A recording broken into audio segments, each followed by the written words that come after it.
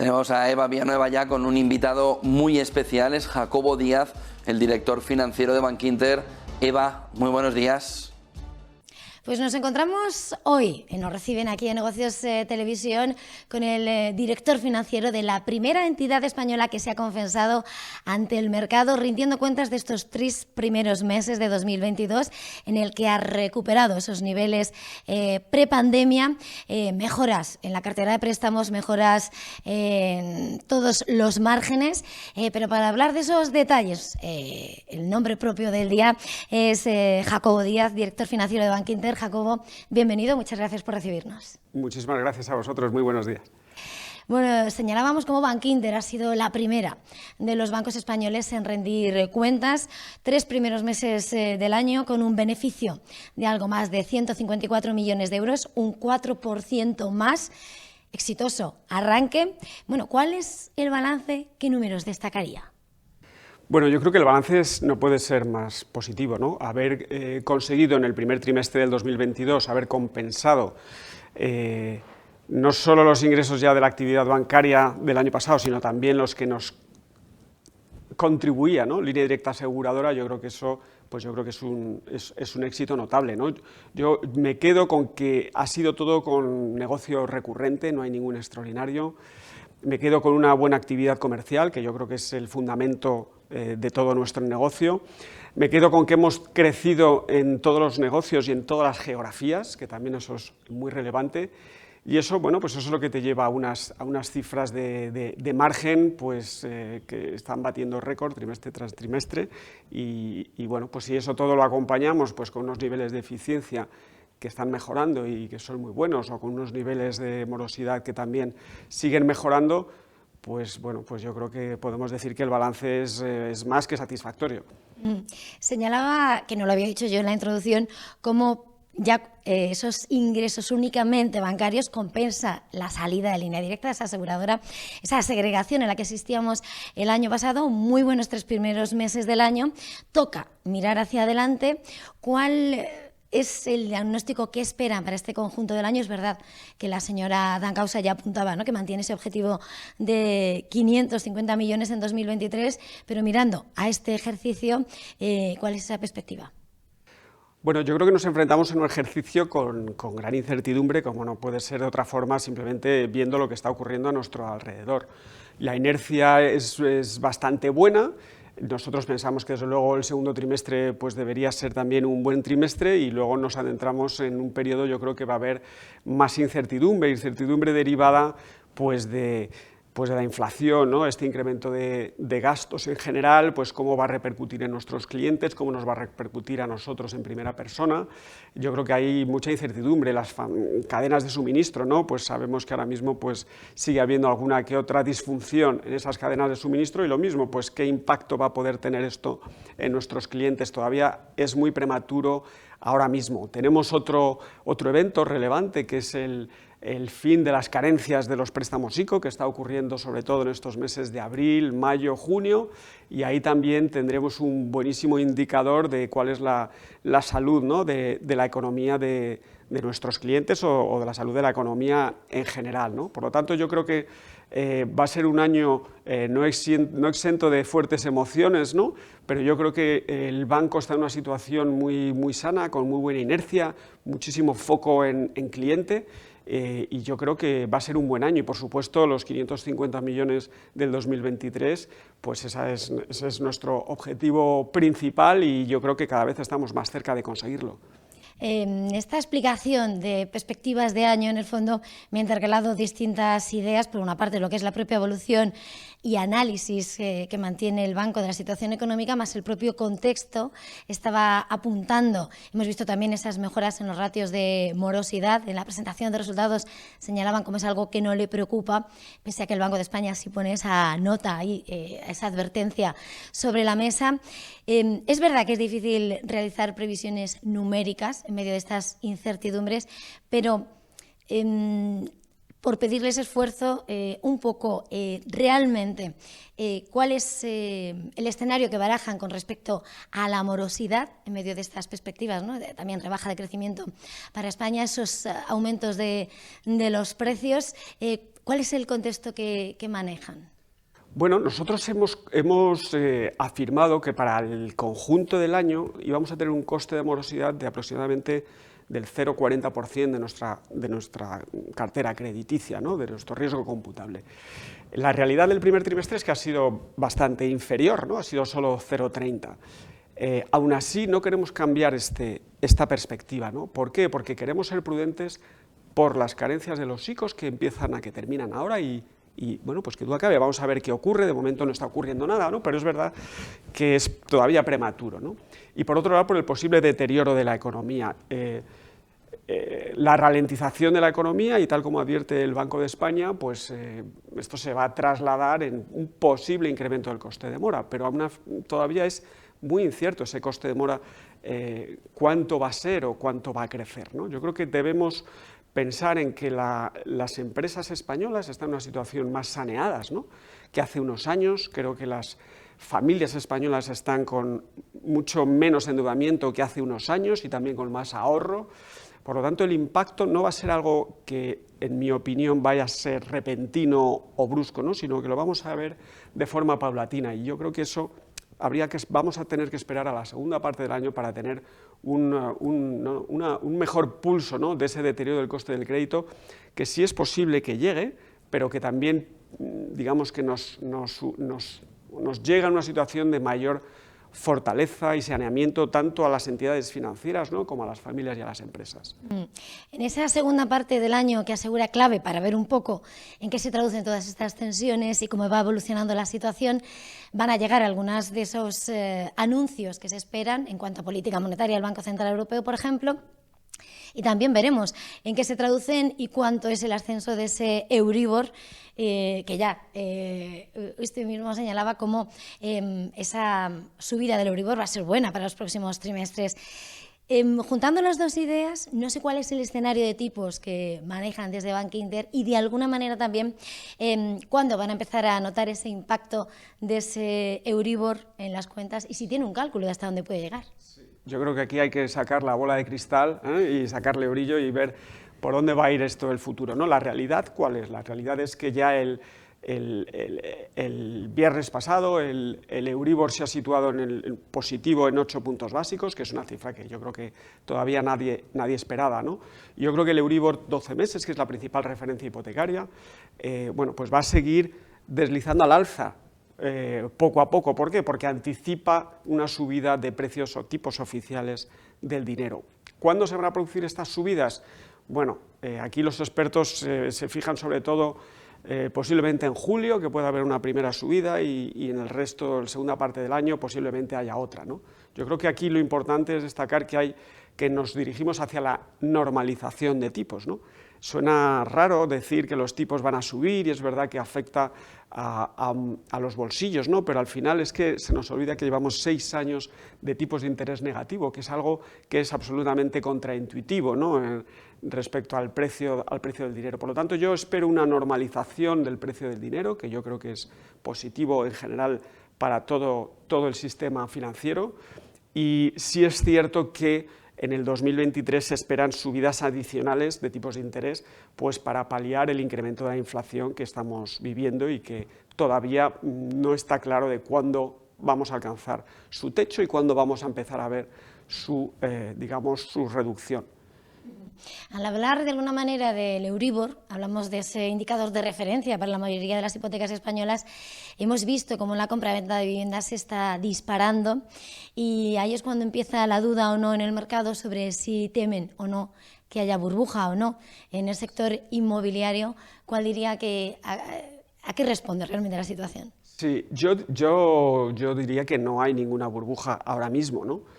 Es cierto que los volúmenes que se manejan de compras de vivienda son elevados. También es cierto que veníamos también de una época en la que las cifras eran bastante contenidas. Ahora mismo los precios están creciendo muy parecido a lo que crece, ¿no?, el PIB de España o la riqueza. Por lo tanto, va razonablemente acompasada. La subida de tipos, que duda cabe, que va de alguna forma a ralentizar ese crecimiento, porque es demanda y oferta, y al final un encarecimiento del tipo de interés va a ralentizar ese crecimiento. Por lo tanto, yo no estoy en absoluto preocupado por una burbuja, estoy convencido de que no la hay. Y volviendo un poco más a lo que es a tomar el pulso de la propia entidad, de la propia Bankinter, veíamos en esa presentación de cuentas cómo la rentabilidad por eficiencia destaca. El comportamiento de España sigue imponiéndose frente al resto del grupo. Querría preguntarle sobre esa diferencia, si cree que se va a mantener, si queda esa rentabilidad para seguir a la cabeza y cuál es el escenario con el que van a trabajar. Yo creo que para poder responder bien a esta pregunta, lo primero que hay que entender es cómo Bankinter interpreta la eficiencia, ¿no? Bankinter, nosotros tenemos un mantra, y es que los gastos nunca pueden crecer por encima de lo que crecen los ingresos, ¿no? Entonces, a partir de ahí se acomoda toda lo que es la gestión y el control y seguimiento de los gastos, ¿no? Y ocurre en España, pero también ocurre en el resto de geografías. Ahora mismo, ¿qué es lo que estamos viendo? Es decir, en España los ingresos están creciendo bien y los gastos pues están creciendo, pero por debajo. Nosotros vemos la eficiencia también desde el punto de vista de los ingresos, no tanto del gasto. Es decir, nosotros no tenemos ningún plan de reducción de gastos, ni de reducción de plantilla, ni de cierre de oficinas, ni nada de ese estilo. Simplemente nos focalizamos en el crecimiento y que los gastos acompañen de una manera razonable ese crecimiento. En las geografías en las que estamos, Portugal, Irlanda o incluso en otros negocios como Evo, eso es un mantra que también se mantiene. Y por lo tanto, cada año estas geografías van poco a poco convergiendo a España. Son negocios más jóvenes que han necesitado inversión y ahora mismo pues van todas convergiendo hacia España. Es decir, el ratio de eficiencia de Portugal o de Irlanda, por ejemplo, cada año mejora entre 3 y 5 puntos, ¿no? Y eso es lo que va a hacer que el grupo, poco a poco, converja hacia las cifras de España, ¿no? Que yo creo que es un modelo pues, muy eficiente, un modelo de distribución muy eficiente y que va a seguir siendo eficiente porque ese es nuestro mantra. Apuntaba hace un momento en esta explicación de cómo su filosofía es que los gastos no superen los ingresos, algo que parece que es algún pensamiento que en estos tiempos además parece que cobra más peso si cabe, y en este contexto, al hablar de las distintas geografías, como confían que esa eficiencia mejore en todas esas áreas, me toca preguntarle de alguna manera si van a crecer en otras geografías, si hablaba, ¿no? En el fondo, comparándose tal vez con otras entidades, no va a haber ajustes, bueno, si cree que van a crecer, si en algún momento van a entrar a barajar alguna operación aquí en España, o seguirá Bankinter su camino. Nosotros analizamos infinidad de negocios, tanto en España como fuera de España, ¿no? Y los analizamos, los evaluamos y al final, bueno, nosotros tenemos también una forma de hacer el negocio, tenemos un perfil de negocio muy especial, ¿no? Entonces el encaje estratégico no es fácil con Bankinter, ¿no? Tiene que ser algo muy especial, muy requerido y muy concreto, ¿no? Ahora mismo estamos muy focalizados en que las últimas adquisiciones de Evo Banco o del negocio de Irlanda pues sigan convergiendo a lo que es el modelo Bankinter, ¿no? Un ejemplo es Portugal, ¿no? Adquirido en el 2016, y vemos cómo poco a poco pues, va encajando, ¿no? en el modelo de España, y además lo está haciendo de una manera muy exitosa, ¿no? Yo creo que todavía es prematuro para una nueva aventura, y yo creo que a pesar de que miramos todo, vamos a esperar a que estas dos últimas adquisiciones se centren bien y consigan darnos los retornos que todos esperamos y que están a punto de dar. Hay varios asuntos que quiero tratar más en este ratito de charla, Jacobo, y uno de ellos pasa por mirar de alguna manera, señalando, ¿no?, esa estrategia del propio banco, mirábamos a futuro cuáles diría que van a ser los principales retos. Hemos visto la evolución de estos 3 meses, ese crecimiento, por ejemplo, en la cartera de préstamos, no sé si va a estar ahí puesta, se va a focalizar, ¿cuáles van a ser los principales retos? Bueno, yo creo que los retos son muy parecidos a los que estamos viendo estos últimos trimestres, ¿no? Nosotros queremos ser un jugador relevante en el negocio hipotecario, como lo hemos venido demostrando en los últimos trimestres y años. Nosotros en el mundo de empresas también pues tenemos una tradición muy fuerte en el negocio de empresas y queremos seguir acompañando a nuestros clientes y a empresas, ¿no?, que puedan venir a trabajar con nosotros, pues tanto en el acompañamiento internacional, de su expansión internacional, tanto en el acompañamiento de operaciones un poquito que necesiten más asesoramiento financiero, ¿no?, a través de nuestros servicios de banca de inversión, o simplemente nuestro día a día, ¿no?, de negocio transaccional, ¿no? Ahora mismo estamos con el tema de los fondos europeos y yo creo que es un tema que también va a ser de enorme trascendencia en los próximos meses o trimestres para nuestros clientes de empresa. Y luego también el mundo del consumo, ¿no? Bankinter lleva apostando años por el negocio del consumo. Después de la pandemia este es un negocio pues, que ha tenido que quedar un poquito más aislado, con más cuidado, y ahora mismo yo creo que estamos en un momento también de recuperación importante del consumo y ahí va a estar Bankinter, ¿no? Y el consumo en concreto, pues tanto en España como en Portugal como en Irlanda es una palanca de negocio muy relevante, ¿no? Y bueno, pues tenemos más líneas de negocio, ¿no? La gestión de activos, ¿no?, a través de nuestra banca patrimonial y nuestra banca personal, pues es una fuente muy relevante de ingresos, en este caso de comisiones, y estamos haciendo un esfuerzo bárbaro por acompañar a nuestros clientes en asesoramiento financiero, ya sea digital a distancia o ya sea con asesoramiento personalizado o con RoboAdvisor, y yo creo que ahí estamos teniendo una apuesta muy importante, ¿no?, muy de la mano, ¿no?, del brokeraje, que ya es tradicional en el banco, de nuestro broker online, tan exitoso y que bueno, pues sigue siendo exitoso y muy del agrado de nuestros clientes, ¿no? El trabajo de Bankinter está claro que está bien focalizado, tiene claro su camino, pero está claro que está inmerso en una realidad y en un contexto internacional.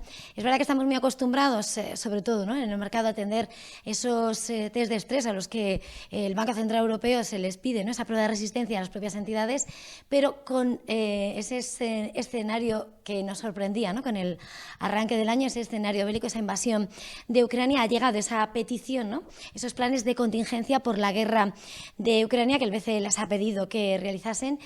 Quería preguntarle sobre esto realmente, en qué se ha traducido y realmente qué es lo que se ha desprendido de este informe y qué se ha aprendido. Yo creo que primero hay que diferenciar lo que son los test de estrés de la banca, ¿no?, que son los que se hicieron el año pasado con la EBA, ¿no?, y que pretenden demostrar la resiliencia de tu cartera crediticia ante eventos muy adversos, ¿no? Es un ejercicio quizás más teórico de resistencia, no un escenario. Ahora lo que acontece es un escenario diferente, ¿no?, un conflicto bélico y como no puede ser de otra forma, el regulador quiere entender, oye, pues este conflicto cómo puede impactar a las entidades financieras europeas en las que supervisa, ¿no? Entonces no es tanto un ejercicio de estrés, ni tampoco es un análisis de escenarios, ¿no?, porque ahora es enormemente complicado hacer un escenario que diga, oye, esto es lo que nos vamos a encontrar en el 22, en el 23 y en el 24. Pues ahora mismo, pues con la incertidumbre que hay, es como enormemente complejo, ¿no? Entonces es más un análisis de impactos, oye, de entender un poco, oye, pues qué está pasando, qué crees que te puede pasar en estas circunstancias, ¿no?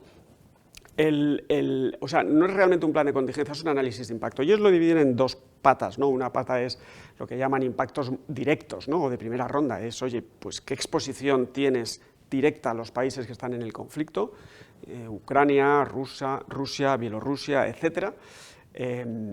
Y luego, oye, pues cómo te está afectando los movimientos bruscos en los mercados, ¿no? Esa es una primera parte del análisis de impacto. Y luego una segunda es, bueno, imaginemos que esto se mantiene, entonces elevados niveles de inflación, tipos de interés que suben, posible morosidad, coste de la morosidad, ralentización del crecimiento económico, ¿esto cómo te va a impactar, ¿no? Entonces, va sobre todo de eso, de hacer, oye, pues ¿cómo crees que te puede impactar esto en el 2022? Si esto sigue así o si esto empeora, etcétera, ¿no? Va un poco de eso, no tanto de un plan de contingencia. Y bueno, nosotros analizando todo esto, pues vemos que hay cosas que nos impactan más y otras que nos impactan menos. Y unas nos impactan en positivo y otras en negativo, ¿no? Me explico. Por ejemplo, la actual situación de incremento de tipos de interés, pues es un viento a favor, ¿no?, del margen de interés. Pero un deterioro de los mercados financieros, pues hacen que el valor de nuestros activos bajo gestión se reduzca y por lo tanto tengamos menos comisiones. Entonces, estos movimientos uno con otro se vienen a compensar en lo que nosotros estimamos para el 2022. O sea que al final es un impacto ahora mismo para nosotros neutro. Para nosotros neutro. Esto es un ejercicio que se va a tener que volver a hacer, ¿no? Porque el entorno cambia o está cambiando muy rápido, entonces seguramente dentro de un mes, 2 meses, 3 meses tendremos que volver a repasar, oye, cómo son las hipótesis que nosotros hicimos en su momento y cómo están ahora, y vamos a repasarlas, ¿no? Y yo me temo que esto va a ser un ejercicio que trimestralmente vamos a tener que rehacer y viendo cómo se está moviendo el entorno, ¿no? Que el entorno, pues ya hemos visto que cambia en un segundo. Ya veníamos de cómo se iba encareciendo, ¿no? Los precios iban subiendo con la guerra y toda la crisis energética se ha ido agudizando. Y por terminar un poco este asunto y un poco ya definir ese contexto antes de terminar, Jacobo, quería preguntarle de alguna manera pues esas cifras de inflación, ese temor a efectos de segunda ronda, en esas evaluaciones, ¿cómo lo ve Bankinter? Bueno, nosotros tenemos que remitirnos a los que saben de esto, que es los que hacen escenarios macroeconómicos, como es el Banco de España, ¿no? El Banco de España sí prevé una inflación elevada en el 2022 y luego ya prevé ahora mismo en el 23 ya un crecimiento mucho más moderado y en el 24 ya prácticamente una normalización de esa inflación, ¿no? Es difícil verlo de otra forma, ¿no? Yo creo que hay que apoyarse en el organismo que tiene un servicio de estudios más potente para poder bueno, saber qué es lo que va a pasar. Por eso nosotros sí pensamos que este año va a ser un año de inflación elevada. No sabemos si llegaremos puntualmente a un 10% en alguno de los meses de inflación año contra año. Y bueno, también todos confiamos en que no se produzca ninguna espiral inflacionista que genere una mayor dificultad. Por eso entendemos que los tipos de interés van a tender a normalizarse, van a tender seguramente a subir para controlar de manera prioritaria la inflación, ¿no? Y que no se produzca esa espiral inflacionista que sí supondría un problema quizás mayor a largo plazo. Bueno, pues dejando esa gran institución como es el Banco de España, ya por mirar realmente las cuentas de los estudios que hace la propia Bankinter, recuperando esa cifra, objetivo 550 millones de euros de beneficio en 2023, ya solo con los ingresos únicamente bancarios han compensado esa segregación de línea directa, pero aún tienen esa participación, ese 17,4% en la aseguradora. ¿Cuál es su idea, su proyecto en torno a esa participación? Bueno, nuestra participación en línea directa es una participación con vocación de permanencia, es decir, no hay ningún debate al respecto sobre qué hacer con esta participación. Es una inversión a largo plazo, ahí está, y ahora mismo o sea, no nos ocupa ni un segundo este asunto, está ahí, estamos encantados con ella y nada más. Pues Jacobo Díaz, director financiero de Bankinter, ha sido un verdadero placer este tiempo de charla aquí en su sede, aquí en el centro de Madrid. Un placer por habernos recibido aquí en su casa y enhorabuena, que siga así de bien el resto del año. Pues muchísimas gracias a vosotros y aquí me tenéis a vuestra disposición para cuando queráis. Pues tomamos la palabra. Hasta la próxima y hasta aquí este tiempo de charla aquí desde la sede de Bankinter en el centro de Madrid.